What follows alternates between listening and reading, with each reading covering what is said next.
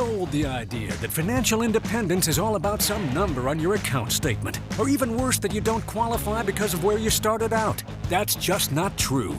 It's not about some well-kept secret of the wealthy. It's about finding the right information and knowing how to apply it. On the Get Ready for the Future show, we're answering your questions so you can start making real financial change today. The journey to true financial independence begins right here, and it starts with you. On the air to help people discover, protect, and share true financial independence. Welcome into the pre-Christmas Get Ready for the Future show. Scott Inman along with John Shrewsbury. We are glad to have you along answering your questions, as always, on the program. I mentioned pre-Christmas, and John, I'm going to be honest with you, this is the first time I can remember. I always strive to, by this point in time, and we're going on the air on December 20th. We know that if you listen on podcast or radio, that might be a different date for you, but we're 5 days out from Christmas, and I am done with my Christmas shopping, and that may be the first time ever in my life. I have this iced down, Scott. My daughter loves to Christmas shop, so I simply just give her money and say, go buy your mom whatever it is that she wants. And then she wraps it, and she charges me a fee for that. And I'm like, okay, fine, whatever. You have a professional shopper. I have over the years suffered through all the ups and downs of Christmas buying and Christmas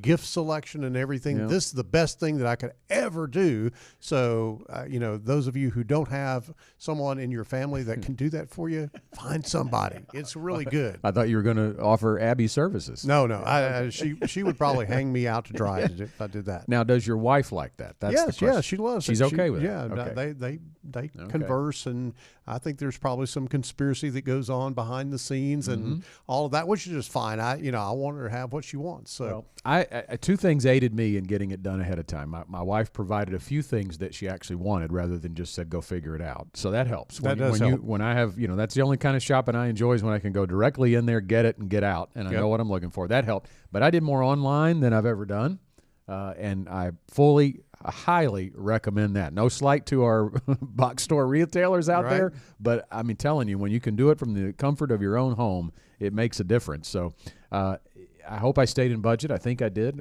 Hope you did too. Well, things move so fast these days that it's just hard to go get in the car and drive and shop through the store, and they don't have the size that you need or whatever the case may be. There's some upside to it. I hate buying stuff online, but I can see it at Christmas. Yeah, from a financial perspective, too, I would, again, highlight, we talk about this every year probably, but we would highly recommend creating that budget long before November and December, because, my goodness, December, year in and year out for my family, is the highest expense month. When you figure out all of the things you're doing at Christmas, all of the year-end things that you're doing, it's always good to have that cushion in your budget before you ever get there. And if you think that the box retailers have all their little ways to lure you into buying things, they've got them online too, and they're very insidious. So, they are very, very sneaky on how they get you to buy more stuff online. Well, our phones are listening to us. We've known that for a long time. There you go. Well, as we get into the final few days of 2023 and look ahead to 2024, what's on your mind? We want to answer your financial questions, whether it's about retirement, investments, budgeting, Christmas, whatever you want to talk about. Just call or text to 501-381-5228. You can leave a voicemail with the call, or you can just shoot us a text at that number. You can also send us an email to show@getreadyforthefuture.com. We want to know what's on your mind, and we want to help by answering your questions live on the air, just like Joseph's. Joseph from Russellville, first up on the show today. Should HSA dollars be invested in high growth? I'm 37, only $20,000 left to pay on my house, $80,000 income, maxing Roth and HSA, and getting 401k employer match. Joseph, thanks very much. Health Savings Account, that's the acronym HSA stands for. We've talked about it many times on this program, but John, these are great opportunities for people to put money back on a pre-tax basis. You do have to be eligible for them, and that means you have a high deductible health insurance plan. So oftentimes an employer, if you choose the high deductible health insurance plan, they will offer an HSA to supplement that. And you can put, coming into 2024, up to $4,150 into that as an individual, or $8,300 as a family. And they actually do have a catch-up on the HSA contribution limits for those 55 and over. The catch-up is 50 for other retirement accounts, but this is 55 and over. They actually add $1,000 to that if you're older. Because the idea here, John, is for the health savings account, you can use it. There's no 59.5 catch on it as far as being penalized for taking it out. You can put it in, and 1 year later, in the same year, take it back out and use it for qualifying health care expenses. So if you put it in on a pre-tax basis and you take it out and it's not taxed, and all that growth is tax-free, works much like a Roth IRA, except on the Roth IRA, you're actually putting in after-tax dollars. So it's a triple tax advantage vehicle if you use it for health care, qualified health care expenses. So the question I think for us would be, for Joseph being 37, is how is this set up in your life? How are you using this? Because if you're maxing out your HSA at 37, I would assume there may be some ongoing health expenses that he's having to incur. Yeah, possibly so. And let me first of all say that full disclosure, we don't manage HSA accounts here at GenWealth. Those are not investment type accounts that we have any kind of management over or control over. So anything that we're going to tell you about this is strictly opinion. But I think that you have to think about this from the standpoint. His question really was, how can I invest this money? Yeah. And I think you have to think about this almost in the same way that you think about the bucketing strategy as a part of our ready to retire process. You know that you're going to have some short-term medical expenses that you will want to tap into that HSA account for.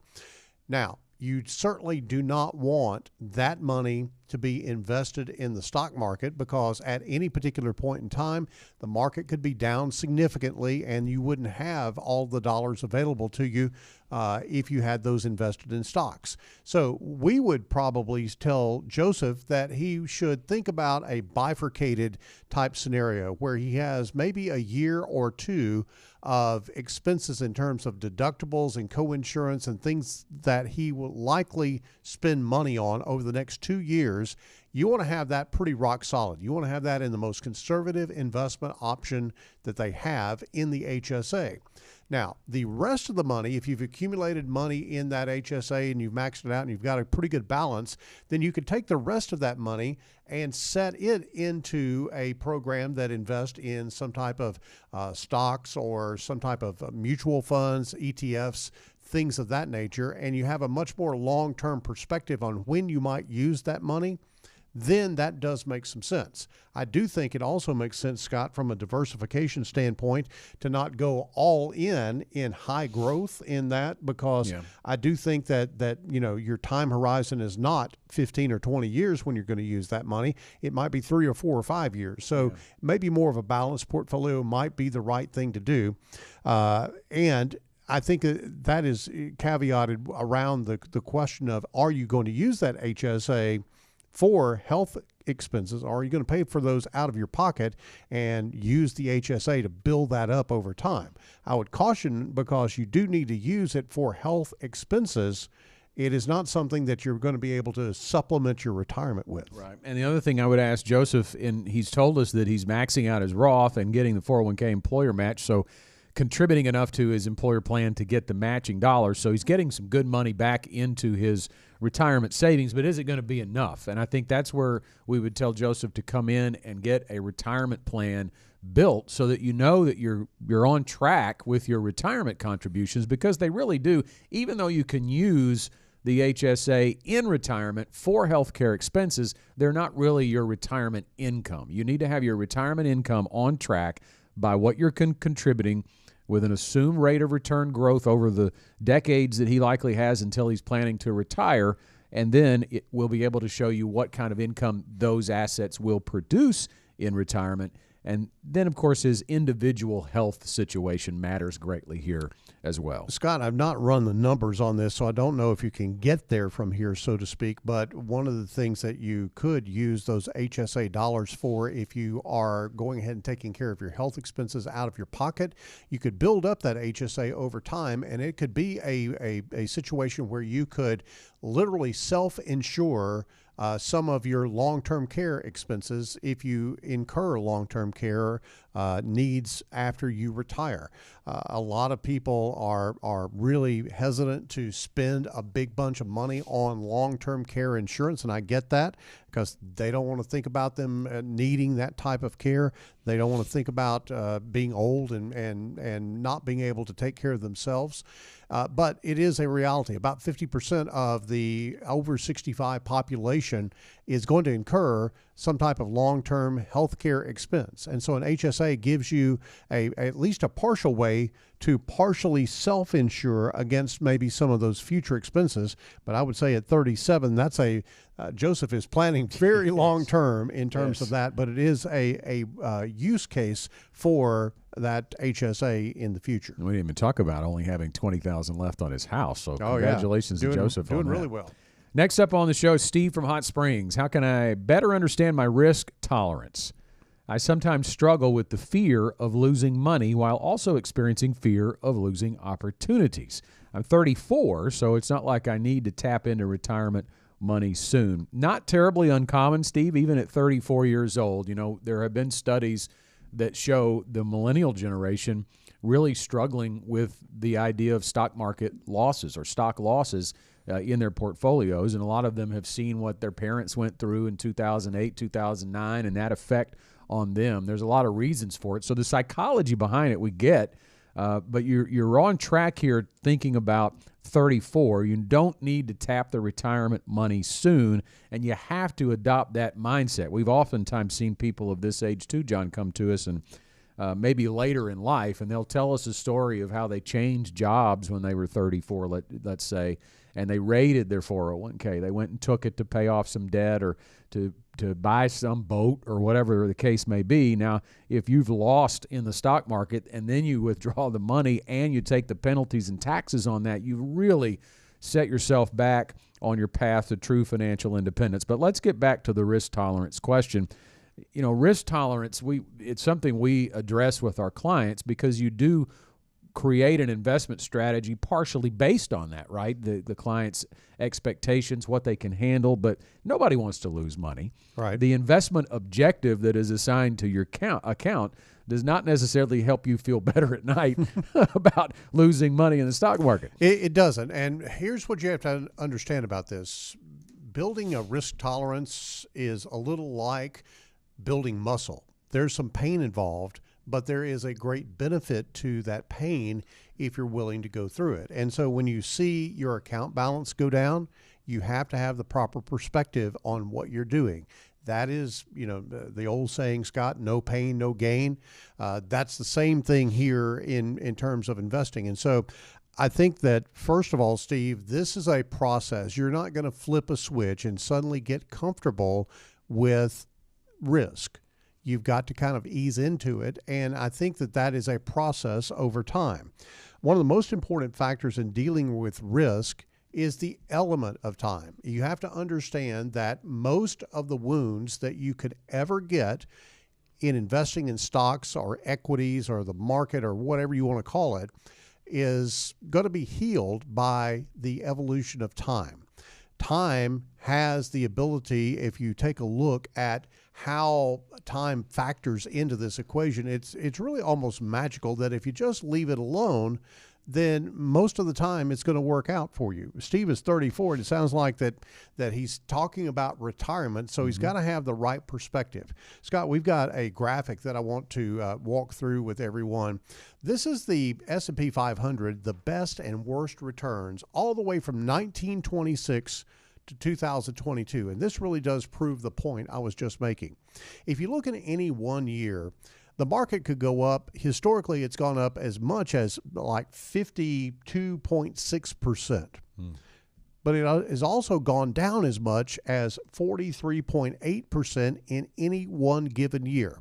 So pretty wide swing there. About, you could lose 50% on the upside, or 50%, not lose 50%. You could get 50% return on the upside. You could get nearly 50% return negatively on the downside in 1 year. Well, let's go out 5 years. If you look at 5 years, best case scenario has been 28.3%.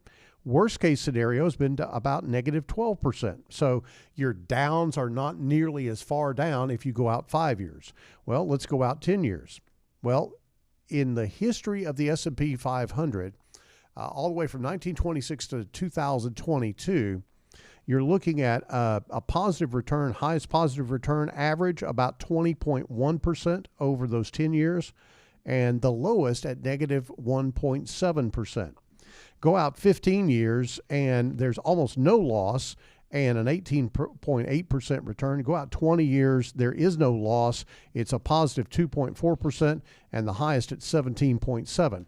So what you see is that this is evolving over time, and the losses diminish the further out on that timeline you go. We produce a video every week called The Fastest 4 Minutes in Finance, and it is oftentimes, John, focused on the market and the economy and what's coming down the pike in the next 6 to 12 months, and all that's important to prepare for, but we almost always end those discussions by saying, remember, the bottom line here is that stocks are long-term investments used to meet long-term financial goals, so you cannot make a short-term decision based on those numbers you just provided there on a 1 year or even 3 year basis.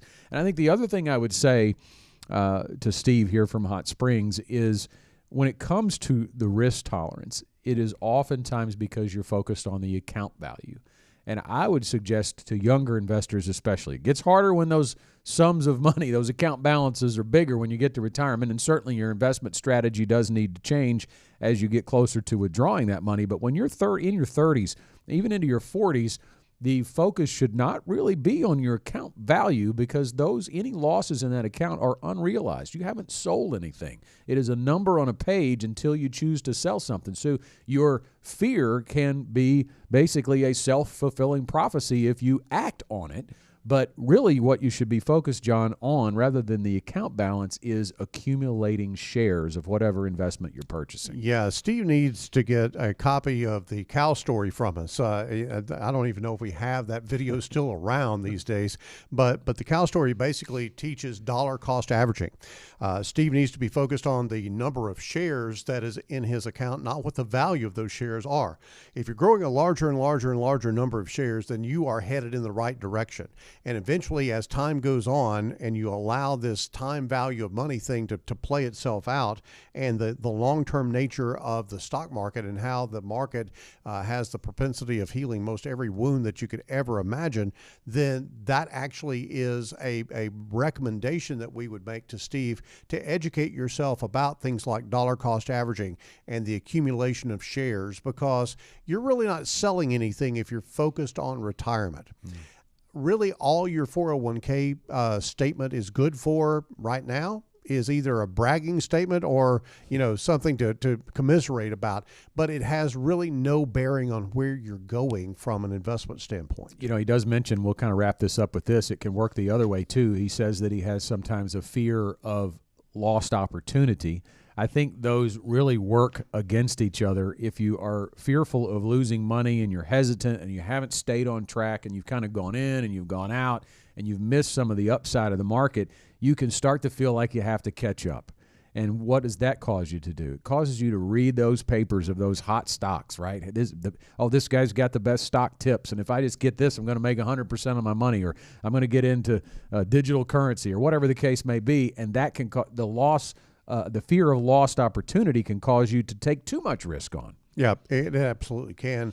And I think the other thing that I would say to Steve is that if you have a purpose of what you're doing, then stay focused on that purpose. Don't worry about all the noise that's going on in the financial media, because frankly, a lot of the financial media puts clickbait out there and they want you to be fearful of what's going on so you will come back and find out the next big disaster that's about to happen.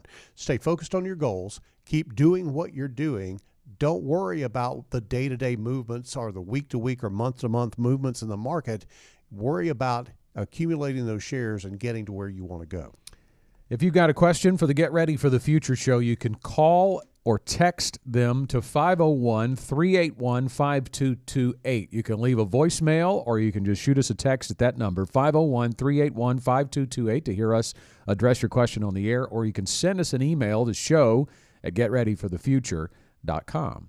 Next question on the show is from Krista in Little Rock. I'm 64 years old with $715,000 across all my investment accounts. I'm thinking of retiring within the next few years. What question should I be asking a financial advisor? Get ready, Krista. We got a lot for you here. Yeah.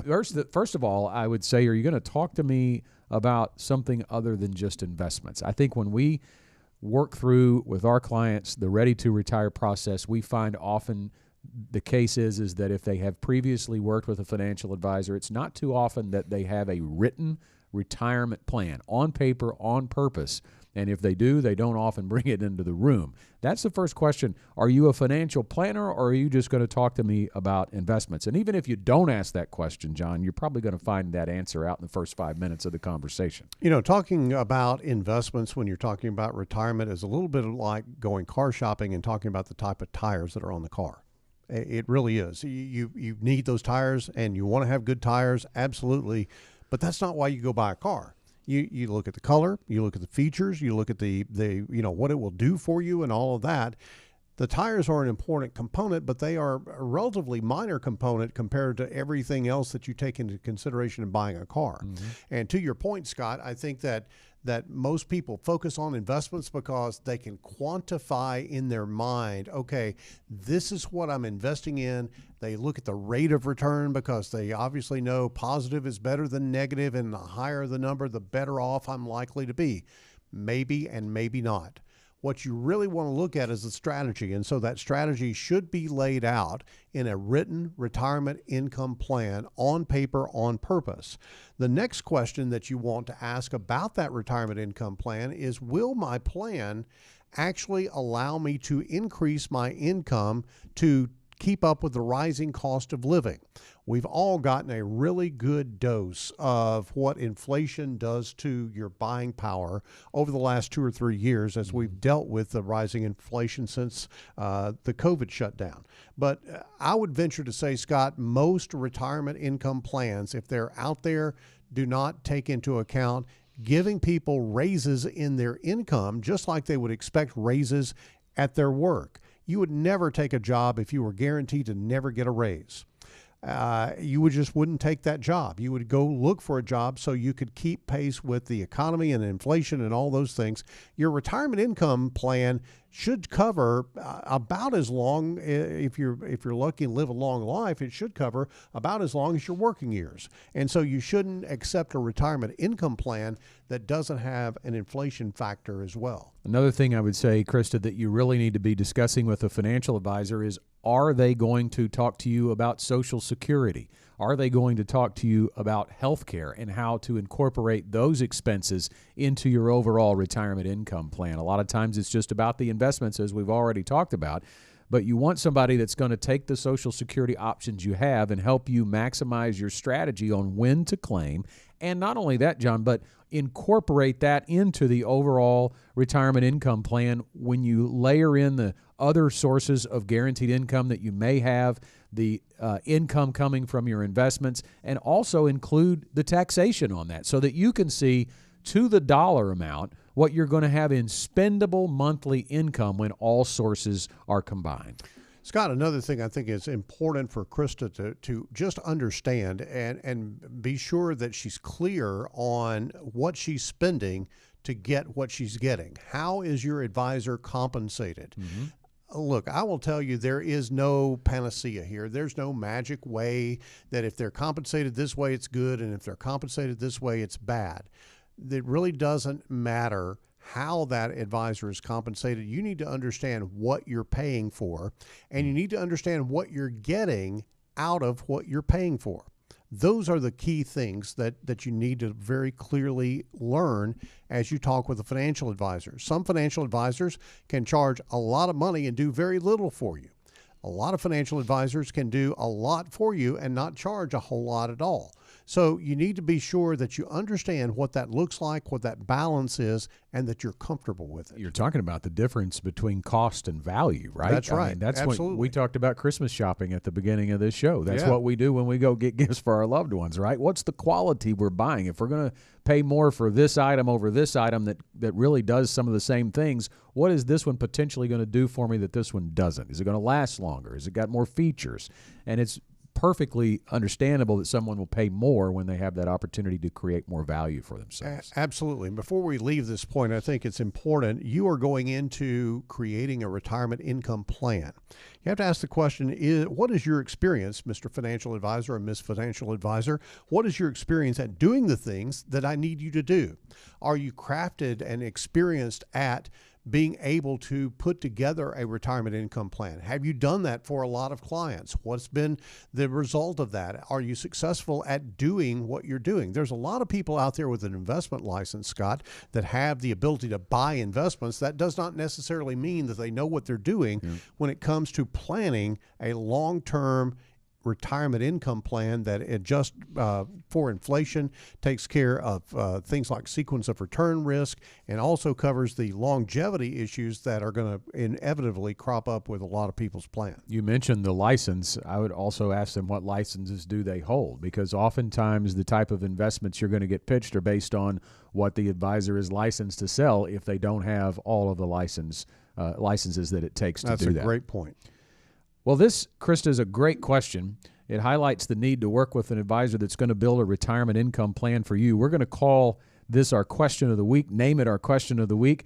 We'd love to send you a free Get Ready for the Future show tumbler for being the question of the week. Krista, we just need you to email us, show@getreadyforthefuture.com to claim it. And thanks again for your question. If you have questions, you can get them to us by calling and leaving a voicemail or texting to this number, 501-381-5228, or send that email, show@getreadyforthefuture.com. Anything that's on your mind about finances, we are here to address and try to answer for you. Our final question of the day comes from Kiara in Fayetteville.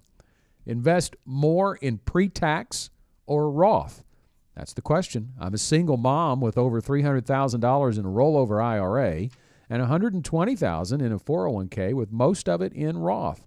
Maxing out Roth IRA and 401k, what would you advise? Thanks for the question, Kara. We love the Roth. If you've listened to this program very much at all, you know that. It has great flexibility, but most of all, it has the tax features we like, which is none, tax-free income in retirement. What's not to like about tax-free Exactly. income at retirement? It's a huge deal, Scott. And you pay taxes on what you contribute, but you don't pay taxes on what it grows to, and you don't pay taxes when you begin to take income. It is a great deal. As long as the government doesn't change the rules, Roth accounts provide for the benefit of tax-free income at retirement and for the cost of foregoing that pre-tax deduction that you get from your traditional IRA or 401k plan. So, Scott, the analogy is, am I going to pay tax on the apple seeds that I buy from the farm store to plant an apple orchard and forego the paying tax on the apples that I get? How's that all going to work? Because it's just the reverse in a traditional IRA. You don't pay tax on the seed, but you pay tax on all the apples. And I think that's a real easy way to understand the benefit of either a Roth IRA or a Roth 401k. So what you need in that case is the time to grow, right? Yes. That's the value. So Kiara, I don't think, tells us how old she is. So she does not. Certainly it works better for younger investors to do this, because over a long period of time, there's the tax-free growth that you get out of the Roth. I think it's a little more challenging if Kiara is very close to retirement and is a higher income earner. We certainly don't know what the tax brackets are going to look like in her retirement or in anyone's retirement in the future. They are likely to be higher than they are now because we are in historically low tax brackets. But if you're earning a high enough income that's placing you into the 24%, the 30+% income, then you may want that tax savings now as opposed to when you're living on less in retirement and potentially in a lower tax bracket. Yeah, you just don't know what the tax bracket is going to be. But there's also this factor that a lot of people are not really aware of, and that is provisional income. Provisional income is a calculation that the IRS does to determine how much of your Social Security is taxable. It could be none, 50% of your Social Security, or 85% of your Social Security could be subject to tax depending on what your provisional income is. And virtually any kind of income that you might have in retirement, even tax-free municipal bonds, are considered to be included in that provisional income. The one instrument that is not included in provisional income is income from a Roth IRA. So for me, I want a big fat Roth IRA because I can enjoy tax-free income, but it can also help me to keep my taxes lower on my Social Security payments. So that's something to think about as well, Scott. Can I nerd out on this for just a second? Because I love the Roth IRA. It is almost this Swiss Army knife of retirement products. And what I want to share with you is a couple of things that are nuanced about the Roth IRA that can help you to understand the real value here. First of all, if you put money into a Roth IRA, you can take that principal out at any time and you're not taxed and you're not penalized on it. It was your money. It was after-tax money that went in. So if you put, let's say you contribute $5,000 a year for 5 years. Now you've got $25,000 in principal in that Roth IRA. Maybe it's grown to $30,000 or $35,000. You can still go get that $25,000 if you have a major need, and you're not going to be subject to tax or penalty if you do that. So that's a real positive for the Roth IRA. The other thing, Scott, is that there is a $10,000 exemption for taking money out for the purchase of a home one time. And that actually is tax-free, but it is, it's not penalty, it's not penalized, but you pay taxes on any of the gain that you have there. So you could put money into that Roth IRA, you could take out $10,000 worth of gain, pay the tax on that gain, but not pay penalties on it. Also, that applies for education expenses, expenses related to a birth or adoption, disability, unreimbursed medical expenses. Now, again, you owe taxes on the gain, but no penalty in any of those examples. A couple other things that we like the Roth for is lump sum purchases in retirement, because you don't have to worry about how much you're taking out because it's not going to add to your taxable income. So trips or replacing a vehicle is a great place to tap into. And then the inherited part of this as well too, because a lot of times if someone wants to leave a legacy, the Roth IRA is a great place to do that, because we know about the way the rules have changed on the inherited IRAs. They have to be withdrawn by the next generation heirs over a 10-year time period. So that's a big tax bomb potentially if you're inheriting a traditional IRA, because all of those withdrawals are going to be taxable. But if you inherit a Roth IRA, while you still have to withdraw it all over a 10-year time period, every withdrawal you make is tax-free. So it's a great way to pass money on to the next generation. Yeah, and you could literally just take that out of the Roth IRA and drop it into an after-tax investment, and you're just fine. Nothing has to change there. Kara, thanks very much for your question, and thanks to all of our questions today. You hear the final bell there in the background. It is time for our final thoughts, and John, we'll start with you. Scott, there's a lot here today on the show, but I want to really kind of go back to Steve in Hot Springs, because I am very concerned about this generation, this millennial generation, and their fear of risk. Being in a situation where you learn and understand about risk and use the things that the market gives you to your advantage, and don't put yourself in a position where you're investing money that you're going to need next week, next month, next year, next 5 years, or anything like that into equities. You want to put money into equities that you're going to need a long time from now.